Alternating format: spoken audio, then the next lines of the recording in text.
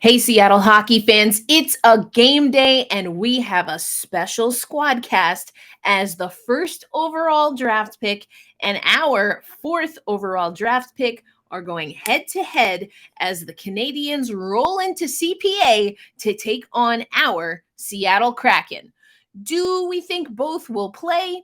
What is at stake for Shane Wright? All that and more coming up on this game day squad cast episode of Locked on Kraken. You are Locked on Kraken, your daily podcast on the Seattle Kraken, part of the Locked On Podcast Network, your team every day. We are the Seattle Kraken.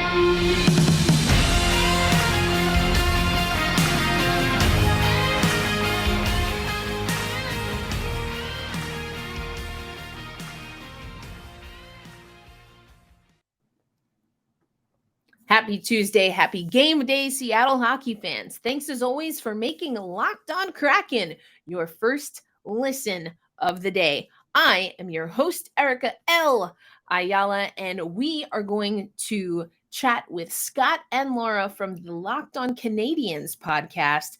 We have a lot to talk about. In case you missed it, though, Shane Wright is back with the Seattle Kraken. We talked about this a little bit Monday and last week. He, of course, was coming to a close of the 5-game conditioning loan to the Coachella Valley Firebirds as part of the AHL. If you missed my sit down with Shane Wright, just go ahead and check the show notes. We have that interview for you. But he talked about what he was excited about when he does get back to Seattle and what he wants to see. He also mentioned a little bit of that at practice yesterday on our YouTube page. You can also find that clip.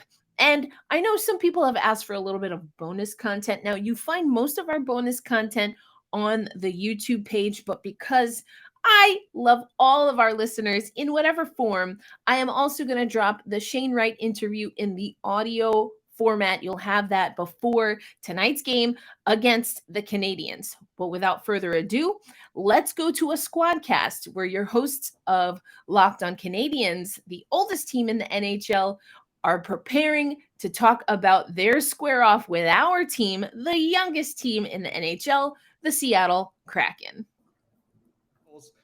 I suppose my biggest question with this is that Shane Wright's coming off a conditioning loan because he was a healthy scratch a lot to start the season for the Kraken, and he only topped, I believe, 8 or 9 minutes of ice time once in the games that he did play. Yeah. Has Dave Hackstaller, the Kraken, kind of given a reason for that? It looks baffling from the outside, and I'm very curious because I don't want to sound smug about that from a franchise with its own past prospecting issues on its own.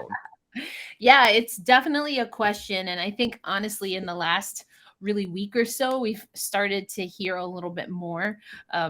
One thing Dave Haxtell is pretty close to the vest, and he is not going to, as I say, especially last season, he's not going to defy. He's not going to like put his guys on the chopping block. He's, he'll absorb anything if he gives you any information at all. So here's what we know going into tonight's game. Shane Wright will play. There's a lot to be determined regarding the lines for the Seattle Kraken, but Shane Wright is expected to be in the lineup. What we also know is Ron Francis, I guess, about a week ago now, maybe a little less, he gave an interview and he called some of Shane's time on ice or lack thereof, quote, self-inflicted. And Hadi Kalikesh and I talked about this on Locked on NHL Prospects show. And Hadi and I just breaking down that Shane was taking some short shifts. And so that didn't help the case. But again, that's something that Ron Francis said way after the fact and that we heard in an interview. When I did talk to Shane Wright, what we know from him is that and we heard it from Ron Francis, our GM, and Dave Haxtell, our head coach, that it was really about building up confidence. Shane Wright, as you mentioned, topped off maybe at 10 minutes max. I think he went a little bit over 10 minutes in his last game. And then yesterday at media availability after practice, Shane Wright also mentioned that he knew about 4 or 5 days before he was going to the AHL that he was going to be sent down because he had to have 5 scratches before the conditional loan could kick in. So we just got a lot of that information, but it has been a lot of people yelling into the Twitter void about how Dave Haxtell and Ron Francis don't know what they're doing. That has never been my take on it, though. I have to say I was one of the people yelling into that Twitter void about that. Yeah, I mean, it's wild. Is like, obviously we'll get into the whole Slavkovsky thing after that, but from the outside, it's like, what is going on here? And in your opinion, not to like put you on the spot, but to kind of put you on the spot here, unfortunately, the conditioning stint seemed to do very well for him. You know, he played very well in Coachella Valley for the Firebirds. Is this the start of something bigger for him now, or is there still the possibility that after World Juniors they go, maybe we just send him back to junior? Is there any kind of hint at what the next step in the whatever the game plan is for Shane Wright and the Kraken? There's absolutely no indication. They won't even give a definitive answer with World Juniors. I tried. I've asked Shane. He was asked again yesterday. Dave Haxtell has been asked. Ronnie Francis has been asked. And we saw this, though. We saw this with Matty Beniers because obviously World Championships got postponed because, COVID, and they started the tournament and then had to stop it. And then that was terrible. But we saw that Matty Beniers did not return for the restart. He was already up with the Kraken by then. But then also you have to remember that the Seattle Kraken are down a goalie because our goalie tore his ACL in the gold medal game. So Ron Francis has gone on the record a few times saying that he'd rather his players not play internationally. And again, with Chris Driedger going down, I'm not sure he's going to change his tune so much on that. Dave Haxtell yesterday after practice did say that it's always, just generally speaking, kind of good to get that international feel. And Shane Wright said, of course, it's always an honor and you always want to consider it. But we have no indication on whether he's going to World Juniors. We do know that he has, I think, 2 more games that he can dress that until he taps out at 9. So either after then he's going to stay with us or he will be sent down. My gut is that the AHL did do wonders for him. He did get some confidence. He had 4 goals on his first 5 shots and was asked, so like, are we going to see that in the NHL? And he literally like buckled over laughing. He's like, it would be nice, but I'm thinking no. So at least he's in good spirits. And of course he was asked about, going into the lineup against Montreal and, just kind of push that aside a little bit and said, it'll be a fun one. But we don't know.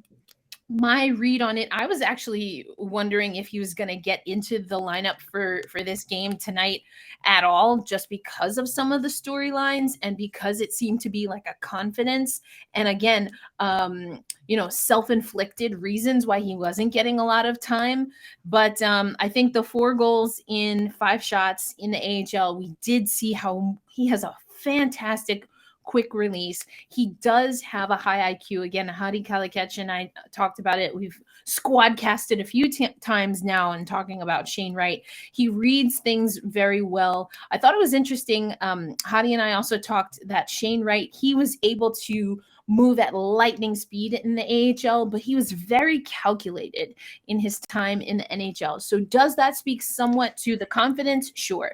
Does it speak to him just getting his feet wet and kind of being a deer in headlights? I can only imagine. So what I will be looking for, regardless of if it's against Montreal or the next time he makes the roster, is he going to step up and show that he's improved the confidence and start making hockey plays? He was on the ice. He wasn't doing anything wrong. He wasn't making any mistakes, but he also wasn't making an impact when he was in the game. And then again, taking these short shifts. So now it's about, if you've got 2 games, Shane, and we saw what you can do in the AHL, what are you going to do with your next 2 chances that you hit the ice in the NHL? Because yeah, you're a rookie, but you're fighting with grown men for jobs. So I want to see him step up. Like the Montreal game is going to be a real statement game for him. At the same time, Slavkovsky doesn't have as big of, like, I guess the statement that he needs to make isn't as big, as high stakes as the one that Shane Wright does,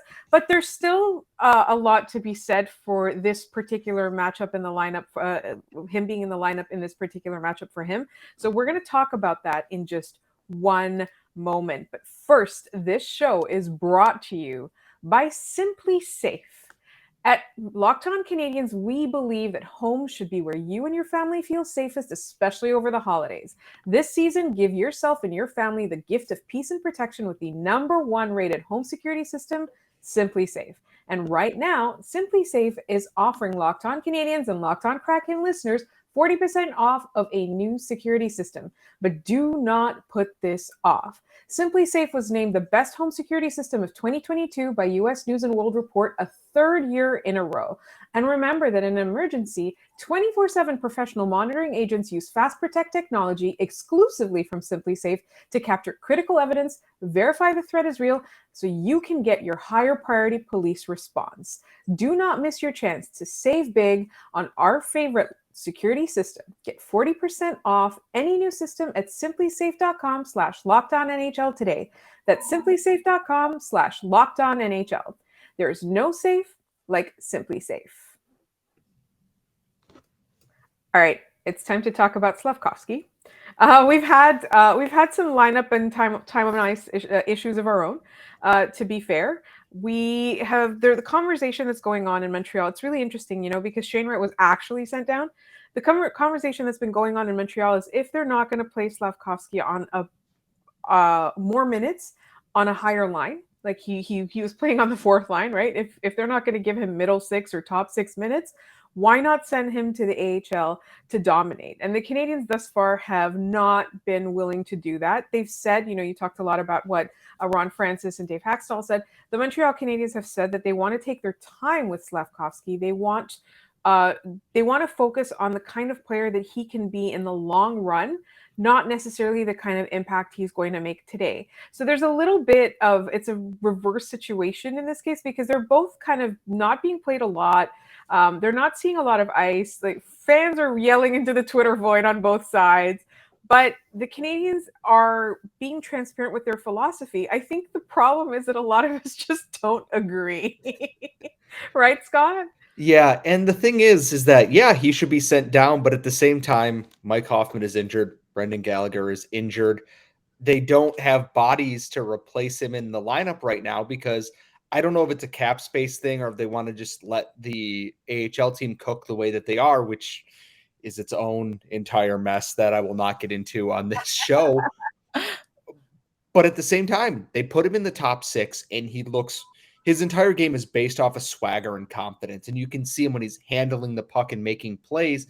He's doing them with authority and trying things to be more aggressive. And on the fourth line, we on this podcast have a soft spot for Jake Evans and for Michael Pezzetta and Rem Pitlick.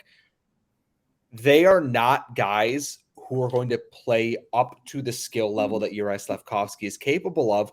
Whereas in the AHL, they do have guys who are on a higher skill level as prospects. And it's like we saw Shane Wright go down and score goals and gain confidence to come back to the NHL.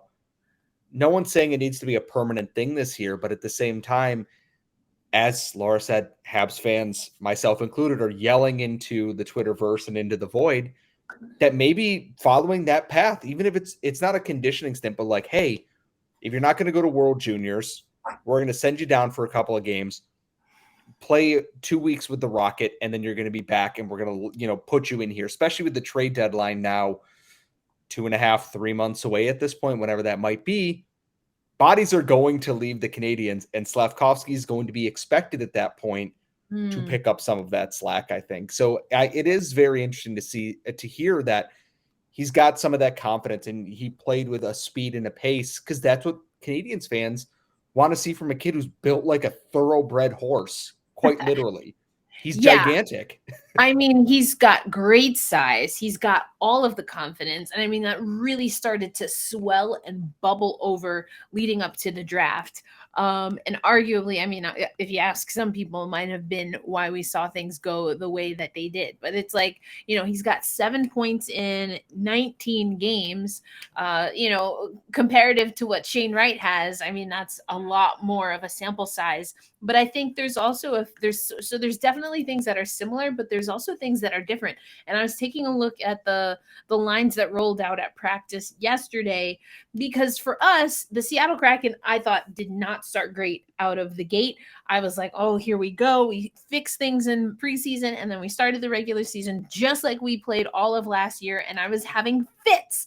But then they started getting it together. And one of the people in particular who I have apologized multiple times on Locked On Kraken because I did not like the Morgan Geekie deal, because I am a Ryan Donato truther and I didn't understand how you give Geekie a deal first. But I have had to eat my words because Morgan Geekie has played well. So then the question becomes, where does Shane Wright fit? Again, he wasn't making mistakes, but he's not scoring like Geekie. He's not a grinder like Donato or Sprong or even Coleman, who's usually the odd man out. You're not taking Wenberg out of the game at the center position. Don't even think about touching Matty Beniers. So then do you put him out of position?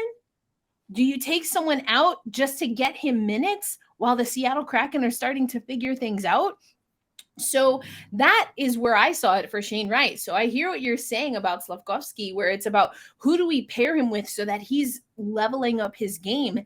And with the way Shane Wright was playing at the NHL level, I think it was the opposite. He was playing a solid game, but not solid enough to win out a position over some of these guys. But then Geekie gets hurt right around the time where Shane Wright's conditional loan is coming to a close. Geekie's day-to-day. He was on the ice yesterday. So does that give Shane Wright some time to make the roster? So regarding, though, Slavkovsky going to the AHL, and you did see that the confidence boost helped Shane Wright. But I wonder, though, given that confidence doesn't seem to be his issue, are you worried that then he is not getting the habits that he needs to really accelerate his NHL game?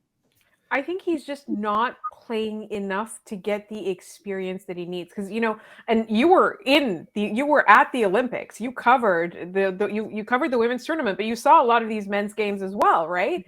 And yeah. Maddie was there, so I was covering that. Those are my 2 assignments, and it was awesome.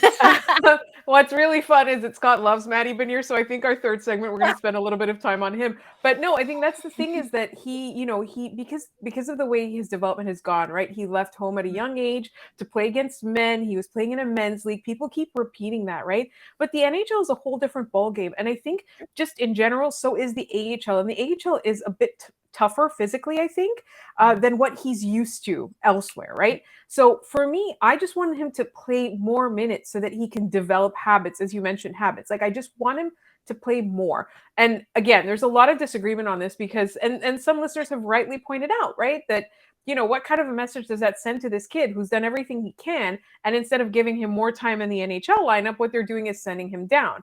I think he's the kind of player where he wants to do whatever he can to become a superstar, right? That's his goal. Like, he's going to help the team. He wants to be the guy, which is great. That's the kind of confidence you want if somebody has the skills and the work ethic to back that up. So I don't think that he would necessarily mind going to the AHL. For me, the thing that I find really frustrating, and we've also, there's also been problems with secondary scoring, for example, with the Canadiens, not scoring on the power play. Like, there's a lot of things where, like, if you manage his ice time differently, you give him more opportunities. And so we've just kind of been like, we'll send him to the AHL. They'll give him the opportunities there, kind of. Yeah. Well, that's what happened, to your point, particularly about special teams. Shane Wright wasn't getting those shifts on special teams. He wasn't given the trust at that time. Again, just given kind of what was happening with Seattle, I've argued. So yes, giving him those times, he got significant minutes, on the power play. He got significant minutes in different scenarios and situations where he can kind of get used to playing that role. And Shane Wright talked to media yesterday, and he said he was excited. He was excited to go down to the AHL. And, Eberle also spoke to media, and he's like, everyone kind of sees it as like a wake-up call, or, you don't necessarily want to get sent down to the A, but sometimes it's necessary, whether it's because of injury or just getting a fresh perspective. So I think that what I like in Shane's perspective, and it sounds like Juraj would have this same perspective, is that if that's going to ultimately lead to success for them in the long term and success for the team, then they're all about it. And that, honestly, I don't know that you can ask for more. I know we can ask for one thing, and that's more Slavkovsky goals, because if there's one thing he loves doing, it's scoring goals and immediately screaming at people. And I just want more of that. It's great for Twitter content. I love it. Oh, it's amazing. I was like, I saw that first goal, and he just oh my gosh, it was insane. It was he had an out of body experience. And you know what? I'm kind of here for it. I have so much love for that. And the meme it became is so good. I will say, though, we're talking about what more could you want. I think, Scott, you want more Matty Beniers talk. So our final segment, in just one moment, we're going to talk the game, and we're going to give a little bit of focus to our boy, Matty Beniers. Okay, so I kind of claimed Matty Beniers is our boy, but really it's Erica's boy and Scott's boy. I just jumped on the bandwagon a couple months after Scott said that he was going to be the Calder winner. I jumped on board, but he is definitely our boy. I just love Matty Beniers so much. And I don't just say that as a fan of the Michigan Wolverines, who beat Ohio State in football and won the Big Ten title for the second year in a row. I loved Matty Beniers. Before, obviously, that was the year the Canadiens went to the Stanley Cup final. They were never going to be able to draft Matty Beniers. When they were waffling a little bit under Claude Julien, I'm like, oh, hell yeah, they're gonna get Matty Beniers. And they're like, what if we just make the Stanley Cup final instead? And it's like, well, I guess so. Okay, fine. He's amazing. I love Matty Beniers, and he was my Calder pick before the season started. I would be lying if I didn't say I wanted Slavkovsky or Caden Gooley to win that. But Matty Beniers is that dude, to, quote the kids on Twitter. Yes, he is that guy. That dude. He is that guy. I've been saying this since the beginning of the season. He is that guy. When the Seattle Kraken were struggling and floundering, he was the one in injecting energy into this lineup. 24 games played. He's got 10 goals, 11 assists. He is a fantastic player. And even in that stretch of 4 games where he didn't even record 1 point, we got so spoiled that he was just crushing it. He was still finding ways to win the puck back for Seattle, and was integral to the 2 winning streaks that we had. We got to a whole 5-game win streak, I'll have you know. And then we extended it to 7. Look at that. Before last year, we only got 3 wins in a row. So that's been exciting. But, Matty Beniers is definitely that guy. He plays the game well, and he finds a way to improve something literally every time he hits the ice, which means that I don't even know if there is a ceiling for this kid. Sky's the limit. I'm so excited. I mean, I love that he's on the Seattle Kraken. Like I said, I got to cover him at the Olympics. Him and Sarah Nurse, those were my 2 main ice hockey assignments, and it was so exciting. I still have not forgiven Quinn for not putting him in the shootout. I don't understand how you do that, and I hope that is somewhere on his Wikipedia bio, that he fudged that up in a big way. But I'm not bitter. It's fine. But Matty Beniers is amazing. And I'm so excited to see, I want the kid to stay healthy. He's going to continue to get stronger. And he's something special. I guess my question with that is to kind of tie this into the game then. Is he, the Kraken to watch if you're the Canadiens? Like, obviously, Andre Burakovsky's been very good, and Jordan Eberle is an ageless wonder at this point, but is Matty Beniers that guy that if you're the Montreal Canadiens, you stick Caden Gooley to him and say, nope, no space for him, and that is your guy? I mean, so my answer is yes, and good luck. Because again, Matty Beniers does so many amazing things. He's such a dynamic player. And I think he's also content to and is learning how to actually game plan and strategize to take a lot of attention with him to open up space. You mentioned Eberle. Eberle has been playing with Beniers, and Eberle will sing Beniers' praises to the high heavens because he's getting him points. I think he's played with McCann and Schwartz. We've been mixing up the lines, but I mean, he is going to find his teammates. He's doing so much better in open ice, 50-50 puck battles. I mean, I think it was maybe the first or second game this season. He got stood up, absolutely just blasted on the blue line. He bounced right back up, but you're not seeing that. He's not, just being plowed over anymore. So like I said, yeah, you're probably going to want a game plan for him, but also good luck because he's going to find ways to impact the game. But yes, you have to watch Andre Burakovsky, Jared McCann. Those are players that you absolutely have to watch if you're a team playing the Seattle Kraken right now. And I think one of the things is that, lost in that Wright versus Slavkovsky narrative is that a very similar trajectory has happened to both of these teams. They both had really rough seasons, rough starts last year. And this year, even though it's not, you're not necessarily sitting there going, okay, this team is a world beater, you're seeing so much better from both teams. So I think in Montreal, it is a bit simplistic, but also not untrue to say that Martin St. Louis was the difference. I'm curious about Seattle. Like, what's been the difference this year versus last year where you're seeing the team come together earlier, you're seeing more wins earlier in the season, you're seeing positive growth, which is so, so important for a team that's like not rebuilding, but building, right? Yeah, that's a really great question, especially because Dave Haxtell, his head has been on the chopping block for a really long time since before he got the job. But I think the difference for me, and it's kind of, at the sake of sounding trite or it's a little played out, but the hustle is completely different. This is going to be a blue collar team still, I think, for at least another 2, hopefully not another 3 to 5 seasons. But I think that we've seen this team figure out what they need to do to win. And as Eberle actually says, not just play to not lose. They're finding ways to get wins. I will also say that, and I alluded to our goaltending woes, which I was like pulling my hair out, like, who the heck is our goaltender now?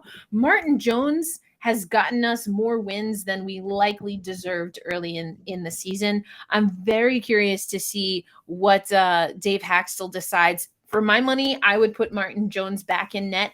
I've never been high on Philip Grubauer, so I'm very curious to see what happens there. But Martin Jones has been amazing. But overall, again, it's just players really committing to the system, being more comfortable with it, and executing to a T. We did not execute. I called us the teenagers. Like you tell someone, a teenager, you tell them what to do, they nod, they say yes, cognitively they understand, and then they go off into the world and just forget everything that you just said.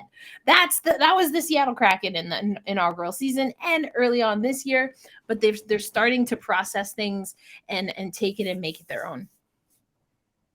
So, shall we do predictions, or do we have more questions for each other's teams? No, because every time I make a prediction, I end up eating something disgusting on this show. So, well, I want to know, like you said, that it was a similar trajectory and a team really trying to get together. Like, let us know. One, what is the conversation about Shane Wright and the Canadiens, like this head-to-head that we're going to see in a big way? I mean, I want to really know what that conversation has been like from your perspective, but then also what makes this team dangerous and what is Seattle going to have to watch out for tonight? So the Shane Wright thing is very weird because there were some Habs fans who took the whole, like, he glared at Martin St. Louis and the table and all that very personally. And it's like, okay, it's done. It's over with after the draft, because I was there, like, for the draft, and it was stunned cheering, I think is the best way to put it. And once Slavkovsky kind of came out of his shell and, like, talked about how he's like, how are you going to make sure fans don't boo? He's like, I guess I'm just going to play better. And he gets it. He's built for the market that he kind of lets things roll off his back, and fans are tantalized by what they see there. And for Shane Wright, if he went second, like right after that, I think there'd be even more competition going on. But then it was Simon Nemec, and then it was Logan Cooley, and it put a little bit of distance between all of that. So I think it's kind of cooled off, but it is very exciting to see this coming up here because we've been trying to think of what is the funniest possible outcome of this happening. And a lot of people said Shane Wright's healthy scratch and Juraj Slavkovsky scores a hat trick. But obviously that's not the case. It's going to be very interesting to see them both on the ice at the same time because neither have lit it up, I think, the way that many fans expected.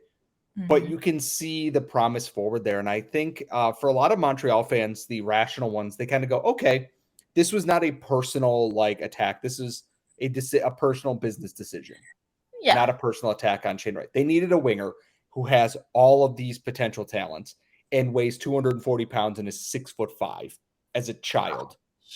And I think that's kind of where it's at. He's a terrifyingly large person. I can't get over it. Just insanely big.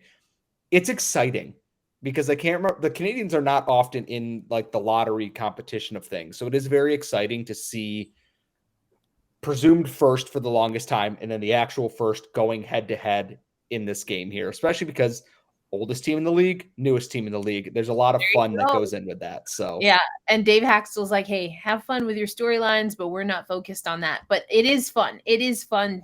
And to your point, there's so many different storylines. I'm very intrigued.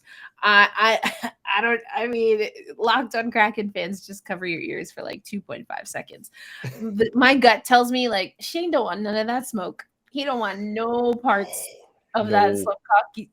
I don't know if anyone on the Kraken wants none of that smoke. So I think it's going to be just a very politely played, let's go get him, Tiger. That's my bold prediction. It's cheerio, sir. Good day to you. You know what though? I do agree because the thing is, I think the thing that gets lost in all of this is that these two were in the conversation at the same time for long enough that they became friends, right? Through all the media events and the combine and all of that. They have a respect and friendliness towards each other.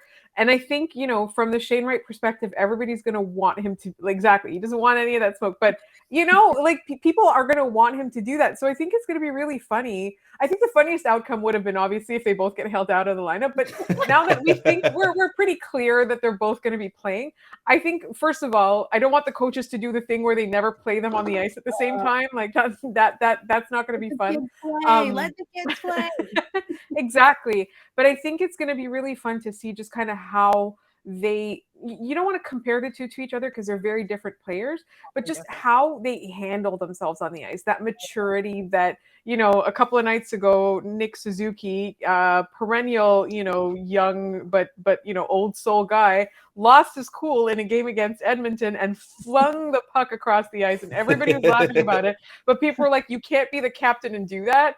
I want to see what their level of maturity is, what their intensity is, if they're able to corral that intensity and turn it into skill. But in terms of the question that you asked earlier, where's the danger in the Montreal Canadiens?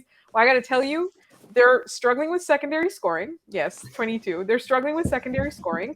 Their goaltending, depending on who's playing, is either lights out or kind of inconsistent, but with flashes of brilliance. Their defense is not good.